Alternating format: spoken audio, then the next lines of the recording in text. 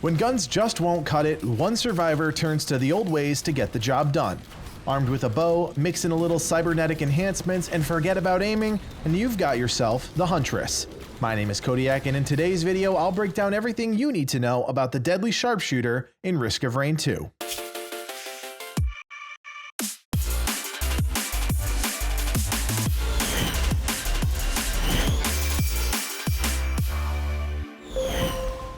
The Huntress is one of the earlier survivors you'll unlock in Risk of Rain 2, but that doesn't mean she can't hold her own on the battlefield. If you're someone that has a hard time aiming, you'll be happy to know she's the only character that auto-aims. You still have to point her in the right direction, but she takes it after that. In terms of mobility, she's up there with a powerful utility move that can help you get out of any situation.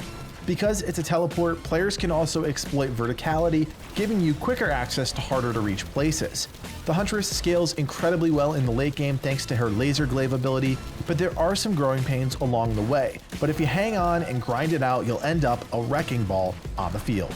Where the Huntress falls short is in the early game. Because her primary ability doesn't do a ton of damage, you'll have to spend a lot of your time kiting enemies around, avoiding a fight more often than engaging in one.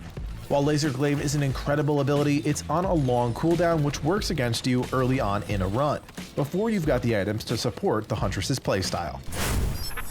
Before we dive into the abilities, I want to explain the idea of proc coefficient, which is essentially how strong or frequent procs can happen for an on-hit basis.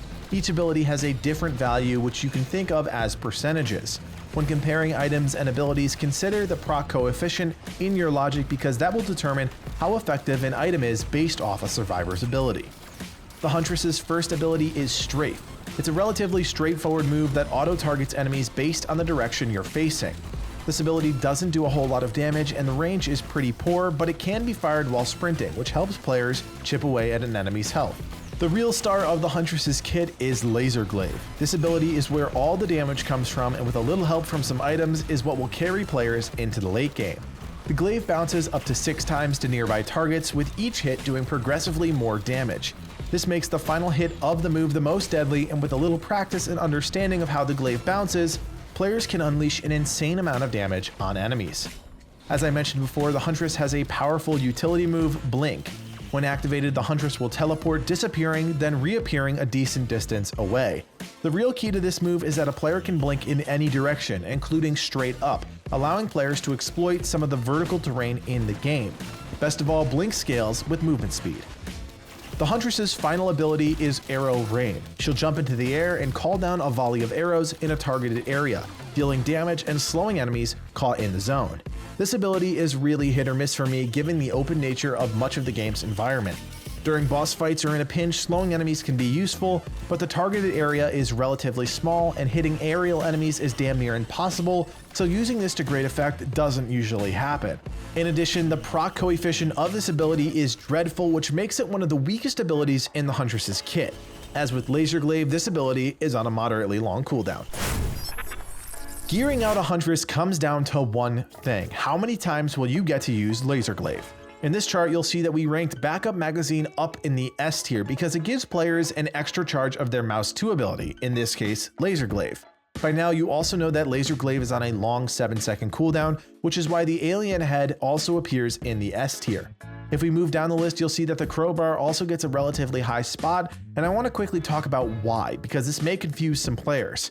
Because Laser Glaive scales off the first hit, Crowbar, which deals increased damage to enemies above 90% health, helps boost the overall damage potential of the ability. Obviously, the 90% window is very small, but that initial boost in damage could go a long way once the glaive hits its 6th target. Finally, you'll see a smattering of other commonly desired items within the A to C range, and that's because they all provide some boost to the damage potential of the Huntress. They're not star players in an optimal build, but do help round out her kit. In terms of equipment, in my mind, there is no better option than the missile launcher. The added on-use damage boosts any survivor's output, but for the Huntress, having the ability to rain death and destruction down on an enemy is a huge advantage, especially in the early game. With a missile launcher loaded up and a couple fuel cells in your back pocket, you'll be able to fill the gaps in the Huntress's kit. On the other hand, players can also achieve the same effect with the Royal Capacitor, which is another strong on-use item.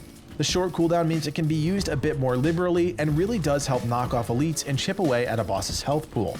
The Prion Accumulator is also a fine choice if you want some on-use damage, but the absurdly long cooldown makes it less reliable than the previously mentioned options.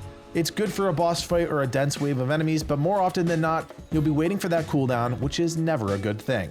Next, we have the Primordial Cube, and while I think the item is good for the commando, I'm less reliant on it when I play the Huntress. Laser Glaive is your bread and butter, and enemies don't have to be right on top of each other for the jump to happen. In fact, you always want enemies to be a bit spread out so you can control where the glaive goes first. Remember, the glaive does more damage in the later hits, so trying to game the system and have the glaive hit bigger targets last is important. If the enemies are stacked up because of the cube, this becomes even more challenging, which is why I say pass on this item for something a little better. Finally, we have the Ocular HUD, which gives you a brief period of 100% crit. The item itself isn't bad, but all of your damage comes from Laser Glaive, which is on a 7-second cooldown. Unless you're rocking a few backup magazines, you won't be able to do much with the Ocular HUD window, which makes the whole situation pretty lackluster. If you're at the point where you're stacking backup magazines, you're probably also working with a few crit items, which brings the value of the Ocular HUD down significantly. So the Huntress is all about stick and move, but more important than that, it's the understanding of her toolkit. A lot of new players will think that her strafe ability is where the damage comes from, but that couldn't be further from the truth.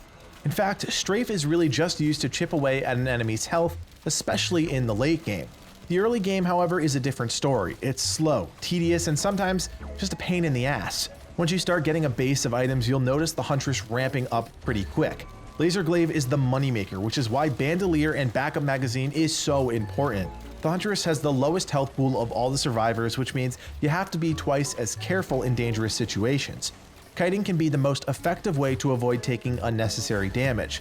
For players that are unfamiliar with the term, kiting means grabbing the attention of an enemy and moving away from it. This works because the Huntress can sprint and use her strafe ability. By keeping enemies behind, you'll then naturally start to line them up, which makes using Laser Glaive more efficient. The only problem with the ability is that it stops your sprint, so be sure to reactivate it after firing it off. In terms of the Huntress's last ability, Arrow Rain, the truth is, it kinda sucks. The damage doesn't proc on hit items very well, and the slow is mediocre compared to the stuns that other survivors bring to the table.